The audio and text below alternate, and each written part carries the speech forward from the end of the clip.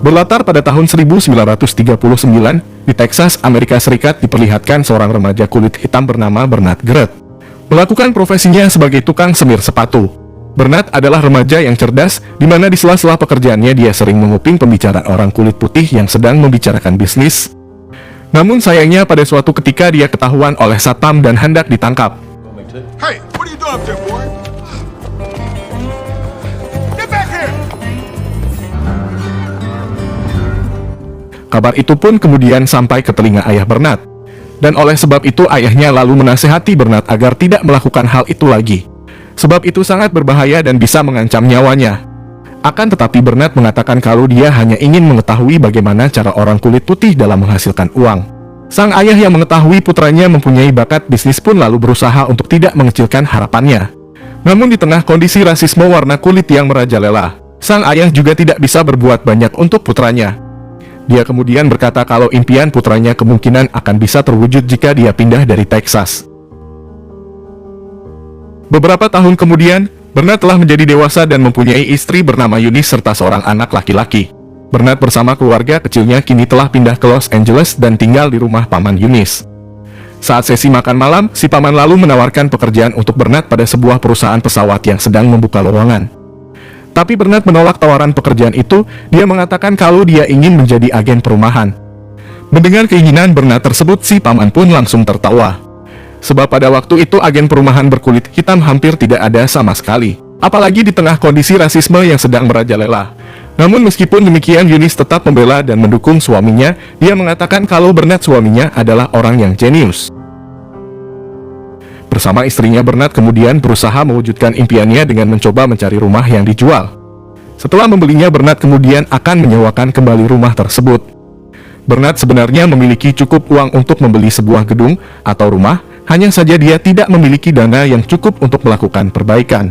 Oleh sebab itu, Bernard membutuhkan investor atau mitra bisnis untuk membantu penambahan modal mereka. Akhirnya Eunice mengajak suaminya bertemu dengan temannya yang bernama Joe Morris. Joe sendiri adalah seorang bos pemilik koperasi simpan pinjam dan sebuah klub malam. Setibanya mereka di tempat Joe, Bernard kemudian merasa tidak nyaman melihat tingkah laku Joe yang serampangan itu. Sehingga Bernard pun lalu bergegas mengajak Eunice pulang dan menolak kerjasama dengan Joe. Melihat respon suaminya seperti itu, Eunice tampak marah, sebab dia menganggap jika Bernard salah paham dengan tingkah konyol Joe. Menurut Eunice, suaminya belum mengenal Joe secara total tapi sudah keburu menilainya jelek. Eunice pun kemudian memberi kesempatan Bernard untuk menjalankan idenya sendiri untuk bertemu Patrick Barker, seorang investor properti. Di kantor Patrick, Bernard lalu menyampaikan keinginannya untuk membeli sebuah apartemen milik Patrick. Dan karena berkat keahliannya dalam bernegosiasi, Bernard akhirnya berhasil meyakinkan Patrick untuk mau menjual apartemennya kepada Bernard. Akan tetapi sayangnya uang Bernard masih belum cukup untuk membayar penuh apartemen itu, sehingga dia pun harus mengajukan pinjaman ke bank. Keesokannya Bernard pun pergi ke sebuah bank untuk menemui orang bernama Edward Reed untuk mengajukan pinjaman. Namun begitu Bernard sampai di bank itu, dia langsung diusir oleh karyawan bank karena dia orang berkulit hitam. Tapi Bernard tidak kehabisan akal, dia kemudian menunggu di luar gedung sampai Edward keluar. Dan ketika hari telah sore, Bernard pun akhirnya bisa bertemu dengan Edward. Dan langsung menyampaikan keinginannya jika dia sedang menjalin bisnis properti dengan Patrick. Dan itu mungkin akan sangat menguntungkan. Oleh sebab itu dia ingin mengajukan pinjaman di bank milik Edward.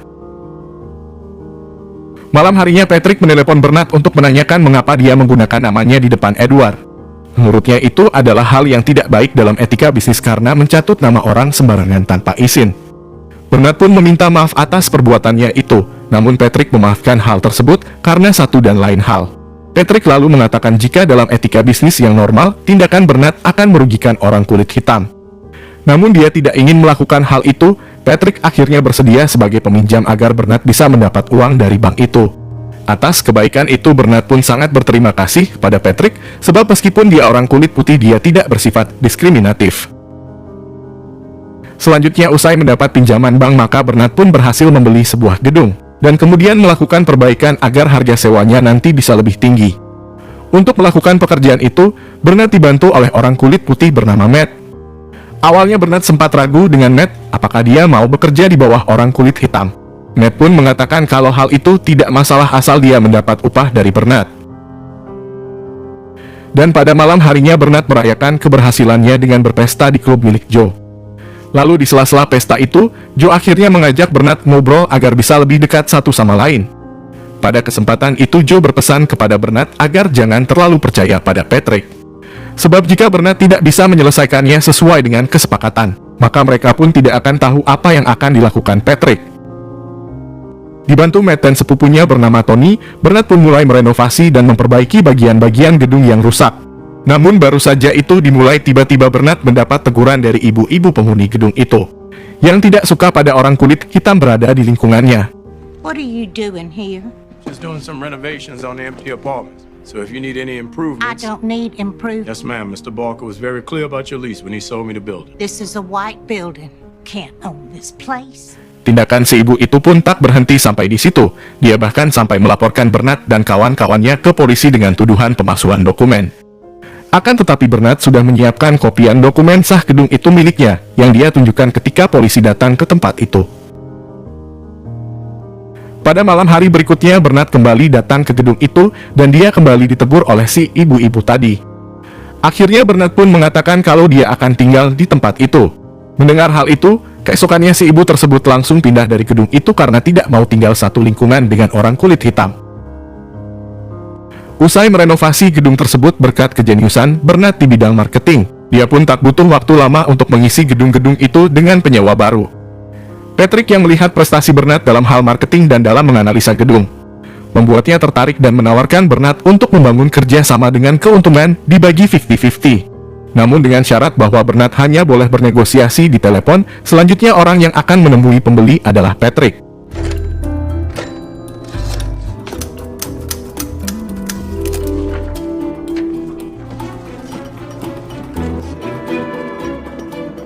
Berkat kerja sama itu, akhirnya Patrick dan Bernard pun berhasil memiliki belasan unit properti.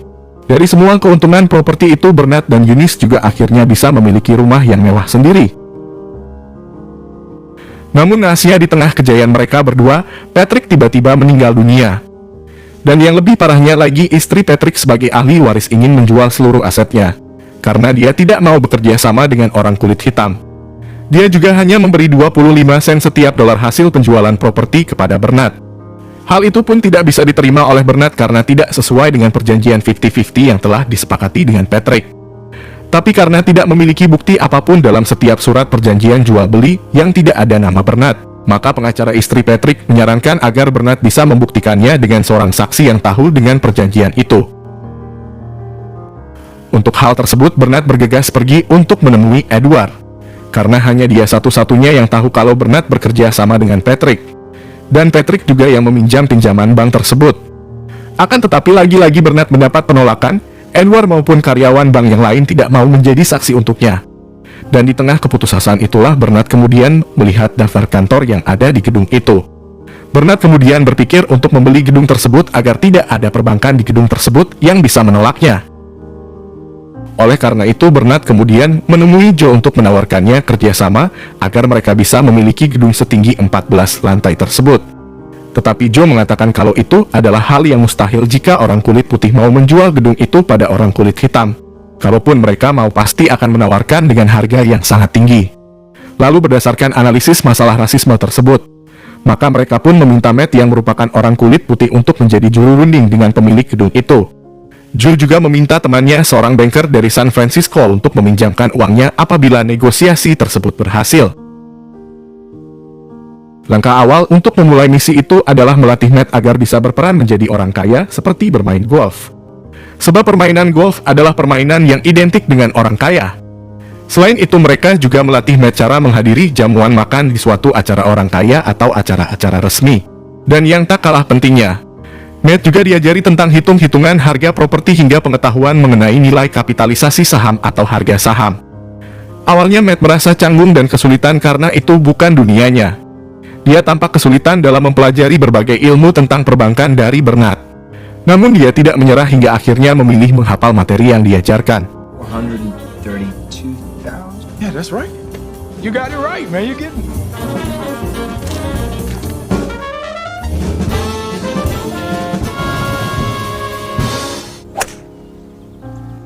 He's right. You're right. Setelah semuanya sudah siap, maka pertemuan antara Matt dan pemilik gedung tertinggi bernama Charles itu pun diselenggarakan. Di pertemuan pertama, Matt dan Charles bertemu di lapangan golf. Semua skenario tentunya sudah didesain oleh Joe dan Bernard agar Matt bisa menjalankan tugasnya dengan baik hingga membuat Charles terpukau. Setelah itu mereka pun sepakat untuk mengadakan pertemuan lanjutan di rumah Charles. Bernard dan Joe tetap memantau jalannya negosiasi tersebut, bahkan Joe sendiri sampai menyamar menjadi seorang supir untuk Matt. Sebelumnya mulai bernegosiasi, Matt terlebih dulu menghadiri jamuan makan siang di rumah pemilik gedung itu. Setelah jamuan makan siang selesai, mereka selanjutnya mulai membicarakan tentang jual beli gedung tersebut. Tell you what, I'll give you two options. We get an 11% capital return rate, 5% profit in the markup. 0.5% cap rate, 15% instead of a 25% markup. Not what I expected, Matt Steiner. I'll take the latter. Akhirnya Matt berhasil dan sukses menjalankan perannya, bahkan mampu memukau Charles. Sehingga Charles pun mau melepas gedung tersebut ke tangan Joe dan Bernard. Mereka kemudian merayakan keberhasilannya memiliki gedung tertinggi di Los Angeles itu. Di dalam kegiatan operasionalnya, Matt bertindak sebagai pengelola harian mengatasnamakan pemilik, sedangkan Joe dan Bernard berperan menjadi mitra bisnisnya.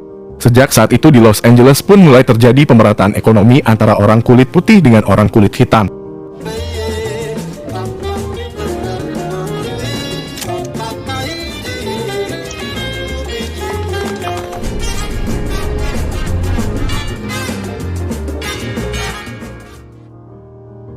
Setelah berhasil menjadi orang kaya di Los Angeles, Bernard bersama keluarganya pulang ke Texas untuk menjenguk orang tuanya. Melihat kesuksesan putranya, orang tua Bernard pun sangat bangga kepadanya dengan apa yang dia capai. Hari berikutnya di Texas, Bernard kemudian menyempatkan untuk berjalan-jalan mengajak putranya. Di sana Bernard masih melihat rasisme yang menunjukkan perbedaan yang cukup jauh antara orang kulit putih dan orang kulit hitam, di mana terlihat jelas rumah-rumah orang kulit hitam yang begitu kumuh, sedangkan orang kulit putih begitu mewah. Selain itu, ketika Bernard berniat ingin menyemir sepatunya, dia malah ditolak oleh tukang semir sebab itu hanya untuk orang kulit putih. Hey, how much for a shine? Only do white folks here, sir. Selanjutnya, Bernard berniat ingin mengubah perekonomian para orang kulit hitam di Texas. Untuk itu, dia mengajak Joe untuk membeli Bank Mellon di Texas. Awalnya Joe tidak setuju dengan ide Bernard, sebab di Texas sentimen terhadap ras kulit hitam masih sangat tinggi. Akan tetapi karena Bernard bersikeras ingin membeli bank di Texas, akhirnya Joe pun setuju untuk membeli bank tersebut. Matt kemudian kembali diutus oleh Joe dan Bernard untuk bernegosiasi dengan pemilik Bank Mellon. Purchase price for the bank is sitting in escrow in my bank. Which is all that matters. Congratulations, owner of your hometown bank. Dan singkat cerita, Matt kembali berhasil meyakinkan pemilik Bank Mellon untuk menjualnya. Berdasarkan kesepakatan bahwa Matt akan menjadi presiden direktur di bank tersebut, sedangkan anak pemilik bank sebelumnya bernama Florence akan tetap bekerja di bank tersebut. Berhasil memiliki bank di Texas, Bernard dan Joe kemudian menggandeng tokoh agama dari ras kulit hitam untuk menjadi nasabah mereka. Namun mereka juga berpesan agar dilakukan tidak terlalu mencolok sebab masih kuatnya rasisme di Texas. Seiring berjalannya waktu, rencana Bernard merubah perekonomian warga kulit hitam pun mulai tampak. It goes without saying that we cannot draw attention to this, but make no mistake. Our goal. Thanks to your loan, equipment doubled our revenue in 3 months. Hal tersebut kemudian membuat Florence mulai curiga, terlebih mereka juga bisa mendatangi berkas pinjaman hingga puluhan di setiap minggunya. Florence kemudian mengikuti kemana-mana mereka pergi, tidak hanya itu dia juga mengecek berkas para peminjam di bank tersebut. Tidak puas sampai di situ, Florence bahkan sampai mengecek ke alamat para peminjam dan mewawancarai mereka. Berdasarkan hasil investigasi yang dilakukannya itu, Florence akhirnya mengetahui kalau Bank Mellon meminjamkan uang pada para orang kulit hitam. Setelah mendapati fakta tersebut, Florence sangat marah pada Matt, apalagi setelah dia tahu jika pemilik dari Bank Mellon yang sesungguhnya adalah 2 orang kulit hitam. Florence pun kemudian mengatakan kalau mereka telah menipunya dan juga ayahnya. Tapi Bernard berkata kalau ayah Florence sudah mengetahui hal itu. Nama Bernard dan Joe juga tertera dalam surat perjanjian pembelian Bank Mellon. Mendengar hal tersebut, Florence yang kesal lalu mengatakan bahwa Biro Audit Keuangan Kementerian Amerika Serikat akan memajukan jadwal pemeriksaan terhadap Bank Mellon. Setelah Florence pergi, mereka kemudian berdiskusi untuk menghadapi pemeriksaan itu. Matt lalu menyarankan agar mereka sebaiknya membeli bank satu lagi untuk menyembunyikan pinjaman dari Bank Mellon. Bank yang akan mereka beli bernama Bank Marlin. Di bank itu mereka akan memindahkan pinjaman orang kulit hitam dari bank lain ke Bank Marlin sebelum pemeriksaan dilakukan.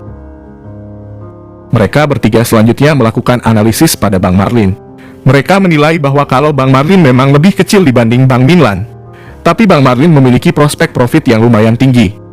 Akan tetapi Joe dan Bernard masih ragu sebab mereka memiliki kesibukan masing-masing, sehingga tidak mungkin untuk mengurus dua bank sekaligus di Texas. Namun Matt mengatakan kalau bank itu adalah kesempatannya untuk menjadi orang sukses seperti Joe dan Bernard ajarkan. Setelah mempertimbangkan segala resikonya, akhirnya Joe dan Bernard pun setuju untuk membeli Bank Marlin.